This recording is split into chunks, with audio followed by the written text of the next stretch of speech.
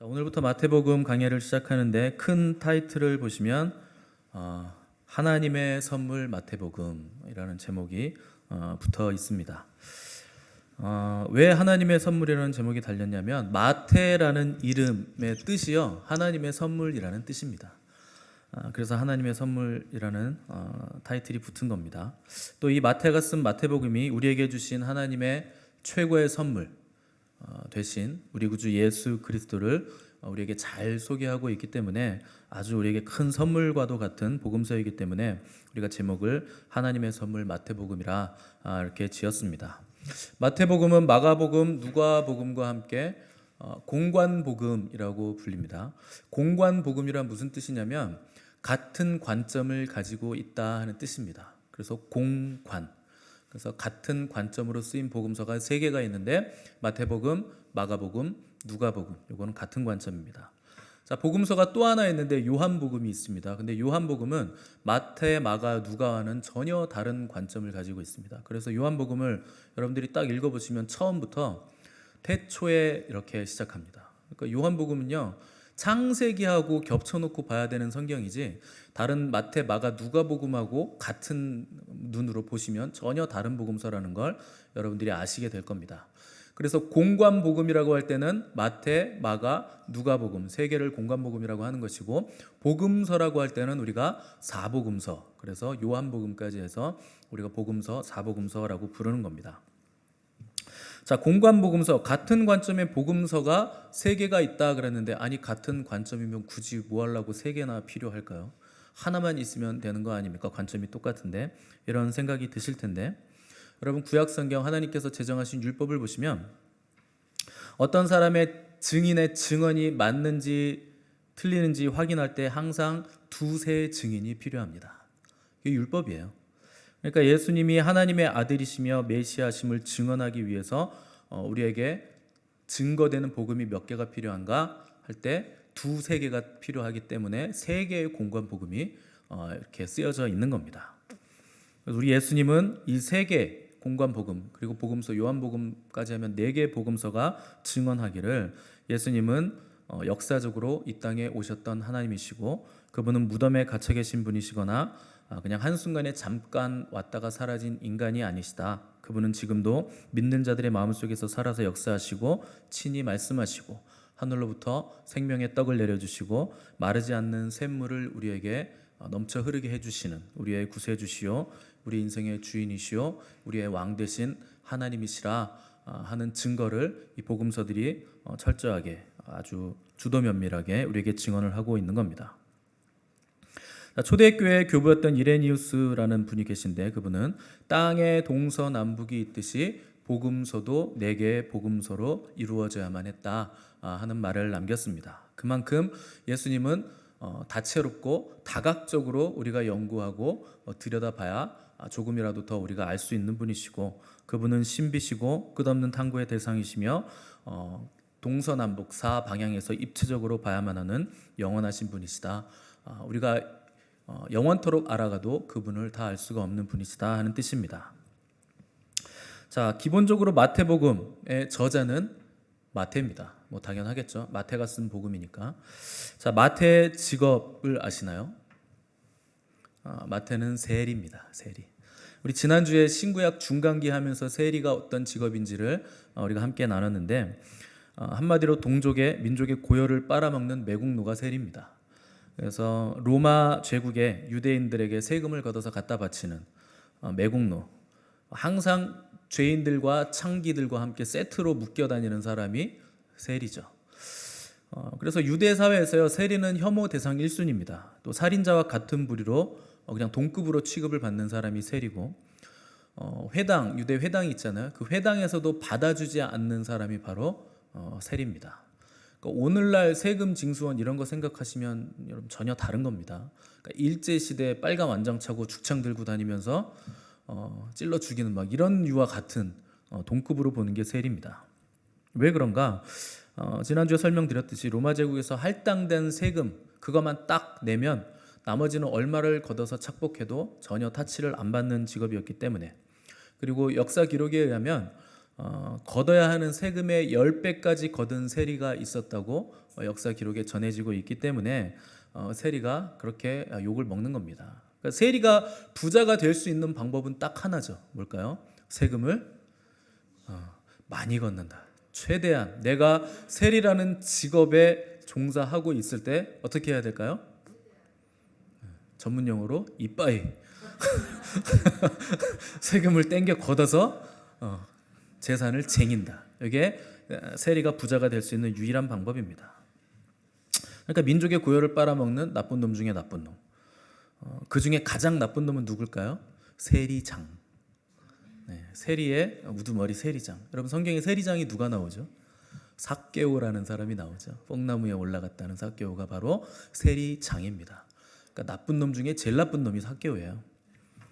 자, 우리 여기 마태복음 1장 1장 잠깐 놓으시고 9장으로 넘어가 보겠습니다. 마태복음 9장 9절에서 12절.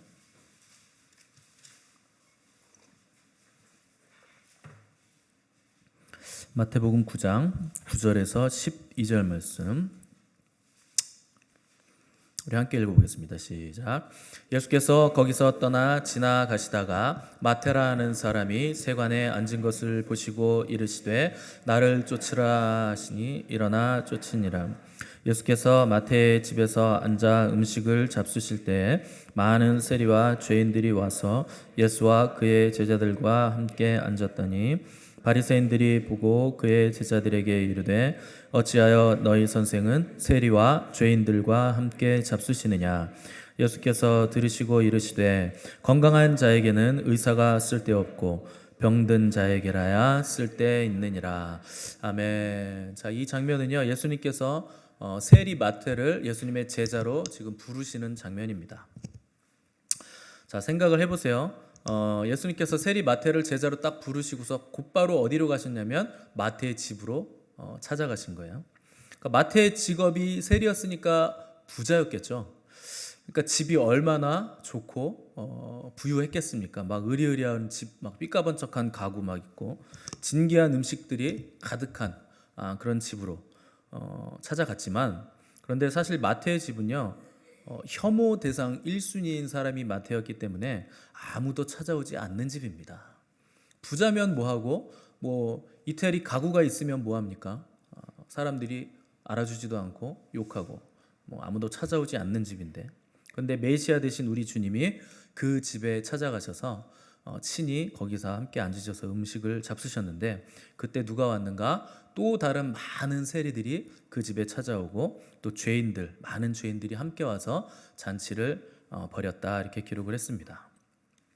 그러니까 마태가요 나를 따라오라는 주님의 말씀을 듣고 그 말씀에 응답을 한 것이고 잔치를 벌인 겁니다. 너무 기뻐가지고. 그래서 주님을 모셔놓고 제자들과는 아니죠. 이때는 아직 제자들이 별로 없을 때니까 죄인들, 내 친구들이 세리니까 또 친구들도 다 세리겠죠. 그래서 세인들 초청하고 또 자기 아는 죄인들 다 초청해서 함께 잔치를 벌이고 먹고 있었습니다. 근데 당시 종교 지도자 그룹이었던 바리새인들이 이걸 본 겁니다. 그래서 아주 소수의 제자들이 있었는데 뒤에서 바리새인들이 이제 수근수근 거리기 시작하는 거죠.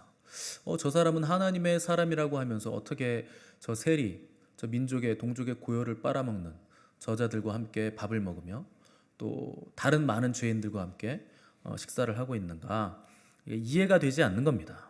그래서 뒤에서 수근수근 되는 거예요. 여러분 교회 안에서 절대 하지 말아야 되는 게 뭔지 아십니까? 수근거리는 거예요. 수근 되는 거예요. 여러분 수근거림이 시작되면 거기로부터 시작해서 죄가 들어옵니다. 수근거림은요 틈을 줘요. 여러분이 신앙생활 하시는데 누가 수근거리잖아요. 그러면 예수 이름으로 명하노니 물러가라, 그렇게 하셔야 됩니다. 속으로 겉으로 하시면 안 되고 속으로.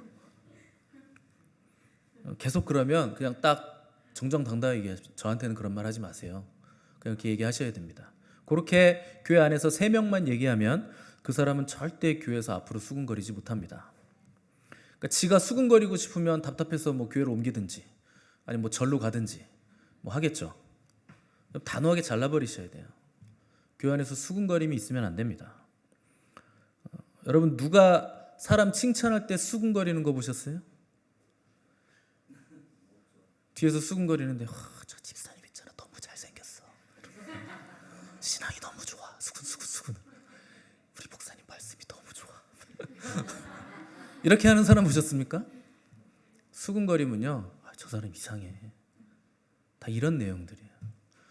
우리는요 그 사람의 모든 걸 알 수가 없습니다. 왜 이상해 보이는지, 이상해 보이는 이유는요 내가 이상해서 그런 거예요. 내가 이상하게 보니까 이상해 보이는 겁니다. 100% 상대방의 마음을 알 수 없고 100% 상대방의 상황을 우리는 이해할 수가 없는 겁니다. 수근거리는 거 단호하게 잘라내셔야 돼요. 이 수근거리던 바리새인들이 자기들의 수근거림을 참지 못하고 제자들에게 어찌하여 너희 선생은 죄인들과 함께 먹느냐 이렇게 물었어요. 이게 무슨 말이냐면 우리들 바리새인들은 율법을 철저하게 지키는 사람들이기 때문에 절대로 죄인들과는 함께 그릇을 나누지 않는다. 겸상 안 한다 이겁니다. 우리는 죄인들하고 절대 겸상 안 하는데 너희 선생은 어떻게 저렇게 죄인들과 겸상을 하냐 이렇게 얘기를 한 겁니다. 이게 무슨 말일까요? 우리는 죄가 없다 이런 뜻입니다. 여러분 거짓말, 세계 거짓말 대회에서 1등한 거짓말이 뭘까요? 나는 한 번도 거짓말한 적이 없어요. 1등. 바리새인들이 지금 그 얘기하는 겁니다. 어떻게 너희 선생은 죄인들과 함께 먹냐? 그럼 너희 선생도 죄인 아니냐? 그건 뭐냐면 자기들은 죄가 없다. 우리는 율법을 철저하게 잘 지키는 의인이다. 이런 교만한 말과 거짓말을 지금 하고 있는 겁니다. 여러분 은혜는 누가 받냐면요. 자기가 죄인임을 자각하는 사람이 받습니다. 그래서 교회는요. 교만한 사람이 있을 자리가 없는 거예요. 교회에는. 왜냐하면 교회는요. 내가 죄인임을 인정하고 자각하고 아는 사람들이 모인 공동체가 교회입니다.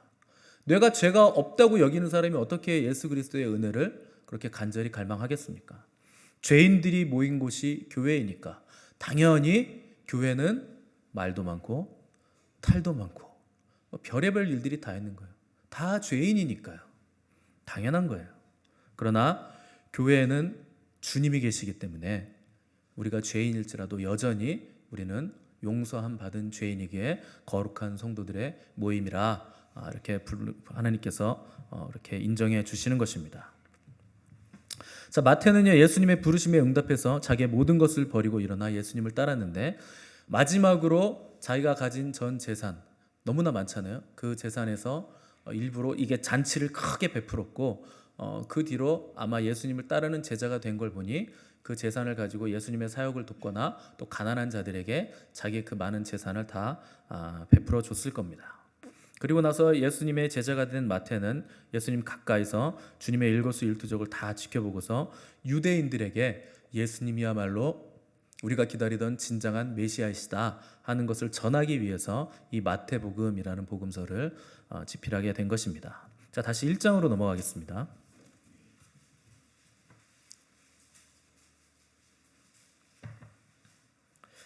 자, 오늘 우리가 읽은 본문을 보시면 마태복음의 시작은 아브라함과 다윗의 자손 예수 그리스도의 계보라 이렇게 시작을 했습니다. 자, 시작을 어떻게 하냐면 족보로 이 마태복음이 시작을 하고 있는 겁니다. 자, 일반적으로 족보란 뭐냐면 육적인 혈통을 기록한 가계표죠.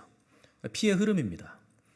족보가 필요한 이유는 뭔가 법적인 권리를 찾거나 종족의 순수성을 증명하거나 혹은 우리 조상들의 업적을 과시하려는 목적이 강하기 때문에 이 족보가 필요한 겁니다. 자, 우리나라에서도 너 어디 뭔 시냐 물으면서 뭘 따질까요? 양반이네, 상놈이네 이런 걸 따지죠. 그 족보가 하는 일입니다.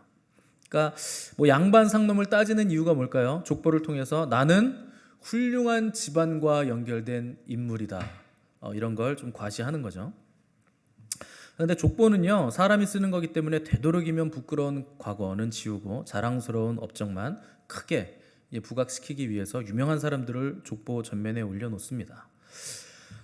세계적으로 족보의 종주국은요 단연 대한민국입니다. 우리나라 사람들 족보 참 중요하게 여기거든요. 그래서 옛날에는요 불이 나면 제일 먼저 뭘 들고 나갔을까요? 족보 들고 나갔어요. 가장 귀중하게 여긴다 하는 거죠. 불 나면 제일 귀중한 거 들고 나갈 거 아니에요. 뭐 집에 여러분들이 있는 금덩어리 뭐 그 금괴라 그러나요? 골드 골드 뭐라 그래 바 그런 거 들고 나가시겠지만 지금은 뭐 다들 몇 개씩은 있잖아요. 그런 거 들고 나가겠지만 옛날에는 그거보다 족보가 중요했다 하는 겁니다. 그래서 그거 먼저 들고 나가는 거예요. 그래서 가족 중에 누군가 잘못하면 뭐라 그래요? 저걸 족보에서 확 파버려? 뭐 이런 얘기를 하고 협박을 하죠. 자, 결혼할 때도 예전에는요 상대 가문의 족보를 따져서 저게 뼈대가 있는 가문이냐 오징어 가문이냐 뼈가 있는 거냐 없는 거냐 이런 거를 이제 따지는 거죠. 딱 봤는데 아니다 그러면 야 콩가루다 하지 마라 뭐 이런 식으로 결혼을 안 하기도 했습니다. 자, 이 족보에 대한 우리나라의 태도와 가장 비슷한 나라를 꼽으라면 단연 유대인입니다. 유대인들은요 그 많은 소란과 난리와 전쟁 속에서도 족보를 아주 잘 보존해 온 나라예요. 이들의 족보가 얼마나 잘 보존되어 있고 세계적으로 유명하냐? 성경책에 기록되어 있을 만큼 유명한 족보입니다. 이 족보에 따라서 가문의 기업의 땅이 결정되고 족보에 따라서 재산의 2배를 받는 장자의 서열이 결정되고 또 사회적 신분과 지위, 왕의 직분과 제사장의 직분도 이 사람이 레위 지파냐 아니냐 이 족보에 따라서 제사장직을 할 수 있느냐 없느냐가 결정이 되는 겁니다. 특별히 바벨론 포로기를 지나서 70년 동안 포로로 끌려갔다 온 유대인들에게 귀환한 사람들 중에 자기가 제사장 직분이 있다라고 주장하는 레위인이다 주장하는 사람들은 뭘로 확인했느냐? 족보로 확인을 한 겁니다. 족보로 자기가 레위 지파의 후손임을 증명을 해야 제사장 직분을 감당할 수가 있었던 겁니다. 만약에 족보가 분명치 않으면 제사장 직분을 못 행했는데 그만큼 유대 사회에서는요 족보가 개인의 존재뿐만 아니라 사회적 직분, 신분까지도 확인시켜주고 또 제의적인 그 역할까지도 감당해주는 게 족보의 역할이었다 하는 겁니다. 자, 신약 성경에 등장하는 이제 아주 유명한 왕 헤롯 왕이 있죠. 헤롯이 신약 성경 전반적으로 복음서에 보면 계속 등장해서 도대체 이 헤롯은 어느 헤롯인지 헷갈리실 텐데 헤롯은요 헤롯 대왕이 있고 그 다음 헤롯 왕이 있고 그 왕의 자식 4명의 헤롯이 있습니다. 그러니까 성경에 헤롯이 계속 등장하는 이유는 헤롯 가문의 왕들이 계속 이어졌기 때문에 헤롯이 너무 많은 거예요. 그래서 여러분들이 헷갈리는 겁니다. 근데 헤롯 대왕의 경우 절반은 유대인인데 절반은 에돔 사람이에요. 에돔 사람이 누구냐면 에서의 후예죠. 그래서 절반만 유대인이기 때문에 이름이 족보에 올라가지 못합니다. 그래서 헤롯이 열받아가지고 분노해가지고 유대인의 족보를 다 파괴해버려라 하는 명령까지 내릴 정도로 이 족보에 유대인이 아니면 올라가지 못할 정도로 프라이드가 굉장히 남달랐다 하는 겁니다. 유대인들이. 자, 왜 이렇게 유대인들은 족보에 민감하고 자부심이 강했는가? 이유가 있습니다. 성경에 기록된 바 모세 율법과 선지자들의 예언에 근거해서 장차 오실 유대인의 왕 메시아는 반드시 순수한 유대인 혈통에서 나와야 하기 때문에 이들이 혈통을 이렇게 중요시하게 여기는 겁니다. 당연히 유대인의 혈통 중에서도 누구의 후손이겠어요? 아브라함과 다윗의 혈통을 잇는 족보에서 메시아가 탄생할 것이라고 예언이 되어 있기 때문에 아브라함과 다윗의 혈통, 이 족보에서 벗어난 자는 결코 자기가 아무리 메시아라고 주장해도 메시아가 될 수 없다 하는 겁니다. 자, 유대 지역에 사마리아라는 지역이 있는데 북이스라엘 지역입니다. 근데 유대인들은요 사마리아 사람들을 좋아하지 않는 정도가 아니라 이방인보다 더 못한 존재, 개보다도 못한 존재로 여기는 게 사마리아 사람들입니다. 그래서 똑같은 길도요 사마리아 땅 통과해서 가면은 1시간이면 가는데 멀리 돌아서 하루 종일 돌아가요. 사마리아 땅 안 들어갑니다. 상종하고 싶지 않기 때문에. 자, 왜 그런가? 사마리아 사람들은요 아수르가 북이스라엘을 멸망시키면서 아수르가 지배하던 때가 있었거든요. 그때 아수르가 무슨 정책을 폈냐면 혼혈 정책을 핍니다. 그래서 식민지 이주 정책을 피는데 아수르 사람들이 식민지인 사마리아 북이스라엘 땅으로 들어와서 사마리아 사람들과 결혼해서 혼혈들이 생겨나기 시작해서 사마리아 사람들은 유대인의 피가 흐르지 않는 이제 혼혈로 다 바뀌어버립니다. 그러니까 순수 유대인의 혈통을 입고 혼혈 민족이 돼버리니까 결론은 어떻게 되는 겁니까? 유대인들 입장에서 메시아는 절대 사마리아인들 중에서는 나올 수가 없다 하는 것입니다. 그러니까 저들은 유대인들이 아니고 혼혈들이다. 이방인보다 못한 혼혈들이다 해서 상종을 안 했던 겁니다. 마태는요 유대인이었기 때문에 이 사실을 누구보다 잘 알고 있습니다. 그래서 예수님의 탄생과 생애를 기록하기에 앞서 예수님의 유대인으로서의 순수 혈통, 정통성, 또한 아브라함과 다윗의 후손임을 정확하게 표시하기 위해서 족보부터 소개를 하고 있는 겁니다. 의도가 뭐냐? 예수님이야말로 유대인을 비롯하여 온 인류가 그토록 갈망하던 아브라함과 다윗의 자손인 메시아 되신 그리스도시다 하는 사실을 밝히 알리기 위해서 마태는 족보부터 기록을 하게 된 겁니다. 그러니까 이 마태복음의 독자는 유대인일까요? 이방인일까요? 당연히 유대인이겠죠. 유대인을 위해서 유대인의 족보를 소개하고 있는 거니까. 그러니까 유대인들은요, 마태복음을 딱 펼쳐서 이 족보부터 딱 읽으면 마태의 이 의도와 의미들을 다 알아듣는 거예요. 아브라함과 다윗으로 시작하네. 이것만 딱 읽어도 지금 의도가 뭔가 하는 걸 다 알아들으면서 읽은 겁니다. 예수님의 계보가 다윗을 거쳐 아브라함까지 올라가네 하는 사실만 보고도 충격을 받는 거예요. 그리고 흥분을 느끼게 되고 매료를 당하는 겁니다. 이건 그냥 단순한 정당성 차원이 아니라 예수님이 다윗과 아브라함에 직접 연결되어 있는 분이라는 거예요. 그게 왜 중요한가? 하나님이여 아브라함에게 너를 통해서 천하 만민이 복을 얻을 것이다, 이렇게 말씀을 하셨고, 다윗에게 약속하시기를 다윗의 보좌와 왕국이 여호와 앞에서 영영이 견고할 것이라, 이렇게 말씀하셨기 때문에 그렇습니다. 이 두 가지가 앞으로 오실 메시아에 관한 예언 목록이었기 때문에 아브라함과 다윗의 자손 예수 그리스도의 세계라라는 이 한 줄의 문장이 이건 아주 천둥 같은 벼락 같은 유대인들에겐 그런 선포로 다가오게 되는 겁니다. 그분이 약속의 자손이라 하는 뜻이기 때문에 그런 겁니다. 너를 통해 천하 만민이 복을 얻을 것이라 하는 건 아브라함에게 주신 약속이고, 다윗에게는 너를 통해 메시아가 태어나게 될 것이다, 그리고 너의 위가 왕위가 견고하게 될 것이다 하는 약속을 주셨기 때문에, 하나님은 어제나 오늘이나 동일하시고 변치 않으시기 때문에 그 약속이 마침내 이루어졌다 하는 것을 그들이 깨닫게 됐는데, 이 아브라함의 후손으로 오시는 분을 통해서 천하 만민이 복을 받는다고 했을 때 이 복의 정점은 뭐냐면 바로 구원의 복입니다. 아브라함과 다윗을 통해 오실 메시아가 우리에게 주시는 복은요, 구원의 복이에요. 그가 우리에게 죄로부터 자유함을 얻게 하셔서 우리를 영원히 하나님 나라 백성 되게 하시고 구원해 주실 것이라 하는 것입니다. 하나님께서 저와 여러분을 택하셔서 오늘 이 자리까지 인도하신 이유는요, 그분이 우리에게 이 복, 구원의 복을 주시기 위해서 우리를 택하시고 오늘 우리를 부르신 겁니다. 이 하나님의 택하심과 부르심에는요, 후회하심이 없습니다. 그리고 그분은 절대 부르심에 있어서 실수가 없으신 분이십니다.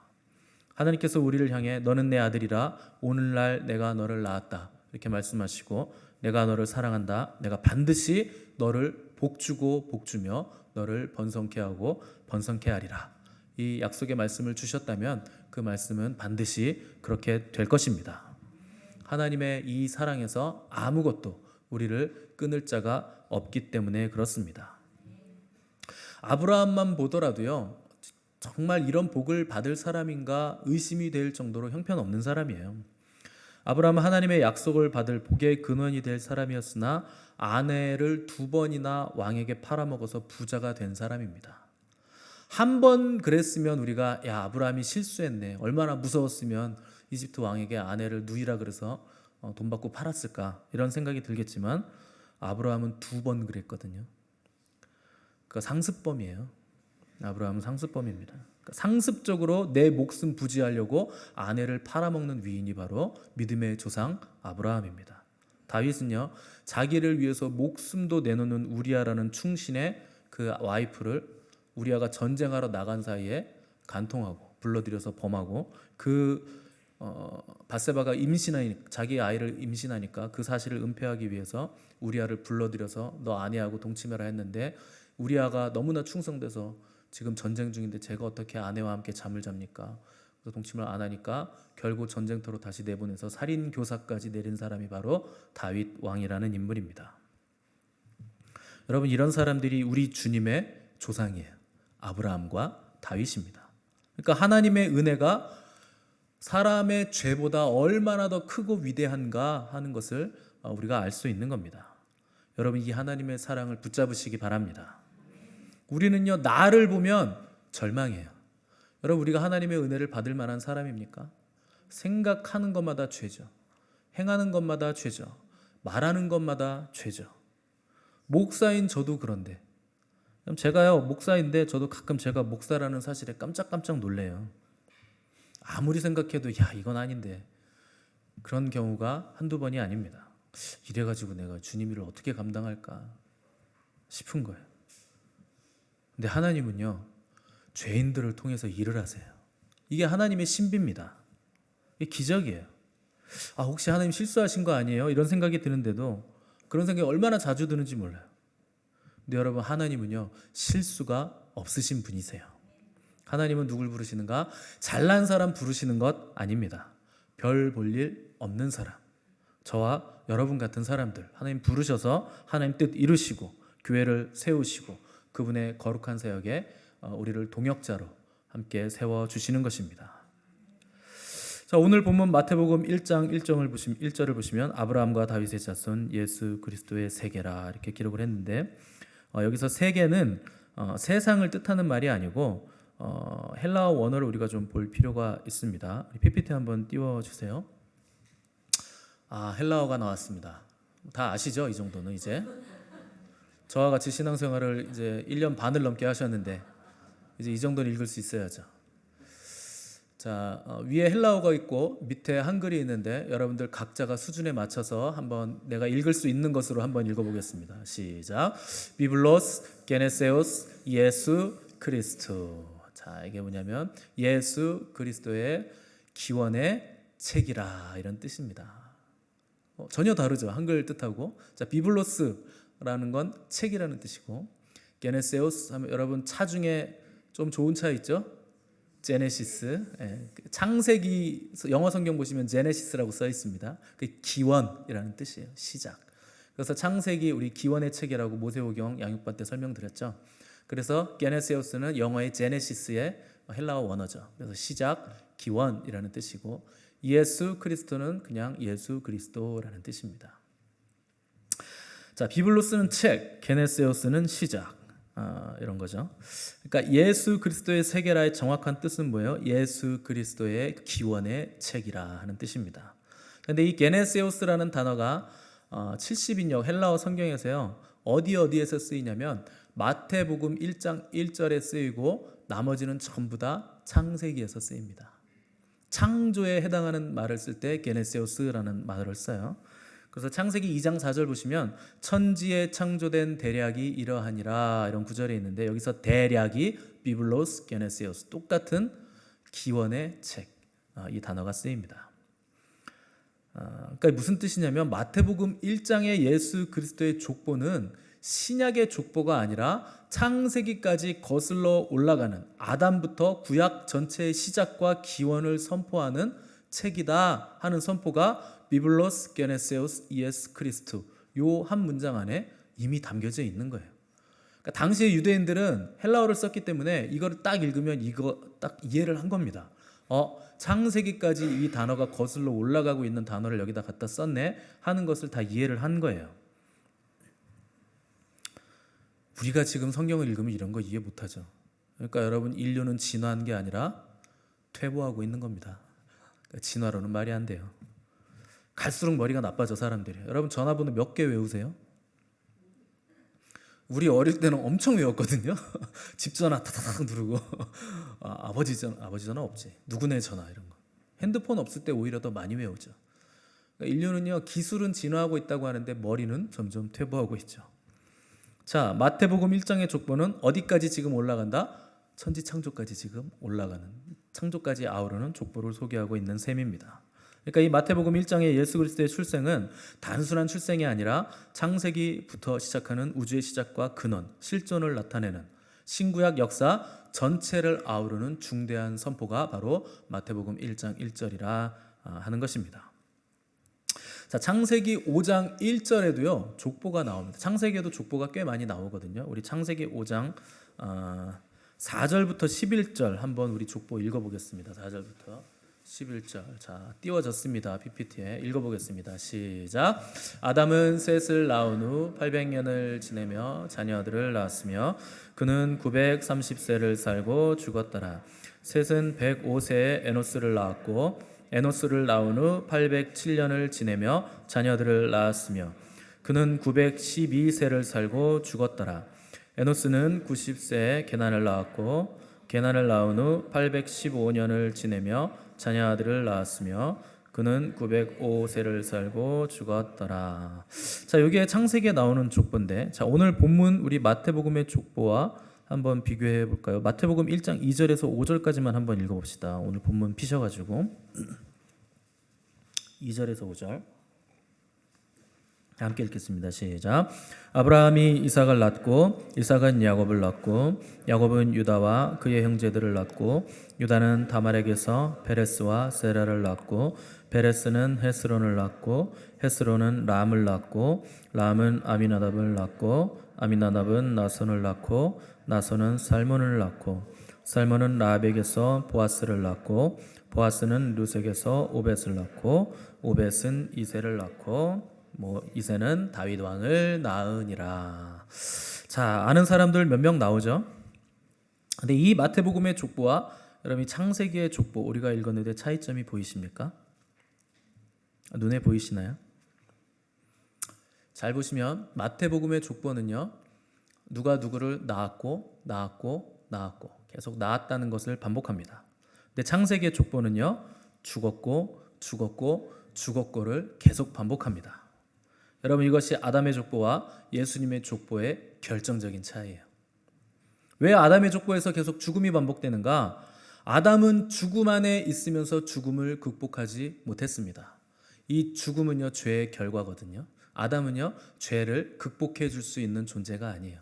첫 인류였으나 죽음을 극복하지 못하고 죄 가운데 거하면서 결국 죄로 인해 죽음을 맞게 되고, 아담의 모든 후손들은 몇 세에 누구를 낳고 죽고 계속 죽게 됩니다.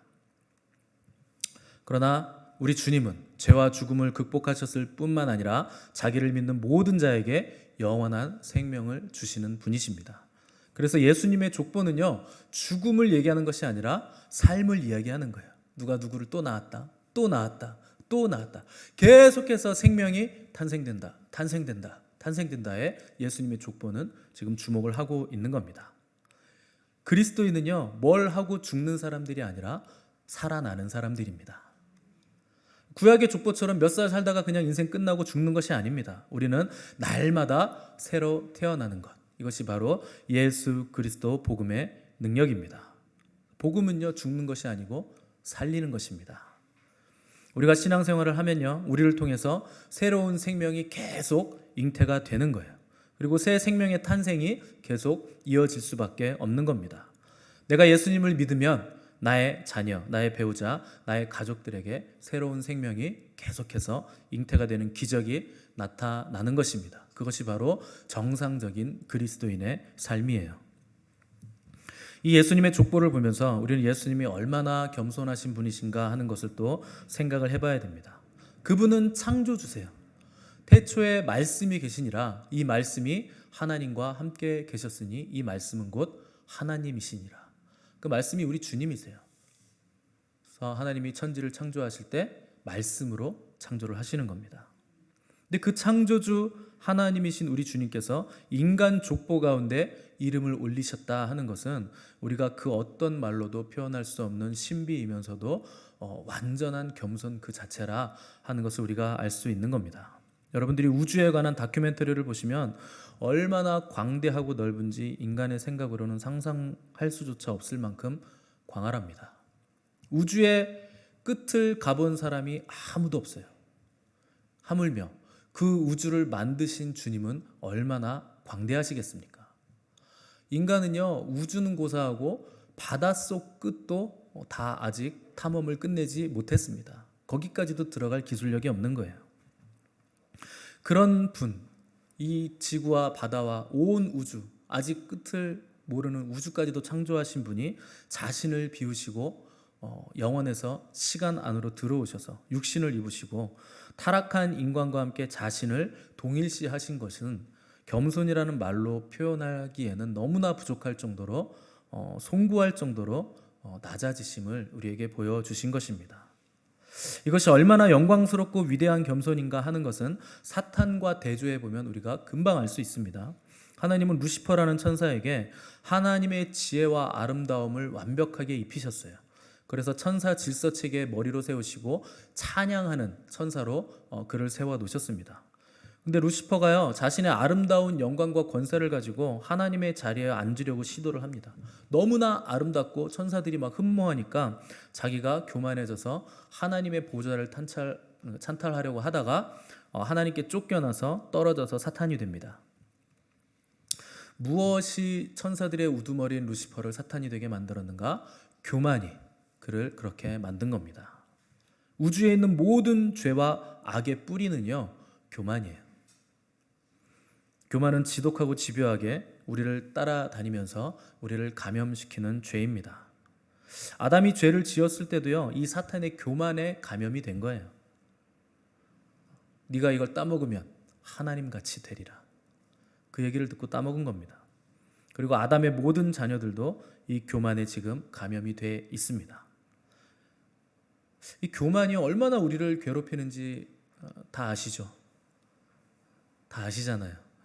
내가 얼마나 교만한지 이젠 아시잖아요. 우리는요, 조금만 있으면, 조금만 알면, 조금만 누리면, 조금만 성취하면, 내가 지푸라기라도 하나 붙잡을 것이 있으면 교만해져요. 하나님 의지 안 합니다. 교만은 불치병이에요. 우리에게서 가장 늦게 나가고 가장 먼저 돌아옵니다. 이 지독한 독성에서 우리를 구하시기 위해서 예수님께서 자신을 한없이 낮추시는 겸손으로 이 땅에 오신 겁니다. 죄가 이 사탄의 교만에서 나온 것이라면 구원은 예수님의 겸손에서 나온 것입니다. 그래서 영적 성장의 가장 정확한 척도가요, 겸손이에요. 이 사람이 얼마나 성장했는가를 보시려면 이 사람이 얼마나 겸손한가 하는 것을 척도로 보는 겁니다. 겸손 안에 하나님의 영광이 있고 겸손 안에 우리 하나님의 구원이 있는 것입니다. 우리 이 시간 혹시 예수님을 진정으로 영접하지 않으신 분이 계시다면 이 시간 마음을 열고 주님을 영접하시기 바랍니다. 그분 안에만 구원이 있습니다. 천하 인간에 구원을 얻을 만한 다른 어떤 이름도 주신 적이 없습니다. 예수 그리스도를 붙잡으셔야 그분 안에 있는 영생을 붙잡을 수가 있는 겁니다. 우리의 과거가 어떻든 그것은 절대 중요한 것이 아닙니다. 지금 이 순간 우리가 하나님 앞에 서 있다 하는 것이 중요한 것이고, 그분의 피 묻은 손을 붙잡는 순간 우리의 모든 허물과 죄와 실수들이 양털같이 희고 깨끗하게 되어서 우리가 거룩한 백성이 된다 하는 것이 중요한 것입니다. 어떤 죄를 지은 사람이라 할지라도, 어떤 성품을 가지고 있다 할지라도, 지금 내가 주님을 위해 아무런 준비가 되지 않았다고 할지라도 아무 상관이 없는 겁니다. 하나님은 준비된 자를 부르시는 것이 아니라 부르신 자를 준비시키시기 때문에 예수 그리스도를 붙잡으면, 우리가 그분 안에 있으면 얼마든지 하나님의 모든 이 복들은 이해가 되는 것입니다. 우리를 구원하시는 유일한 이름 예수 그리스도를 믿으심으로 새 생명의 잉태를 경험하시기를 바라고, 날마다 죽어가는 어둠의 삶이 아니라 날마다 살아나는 영생의 삶을 이 땅에서부터 누려가는 저와 여러분의 삶이 되시기를 간절히 바랍니다. 함께 기도하겠습니다.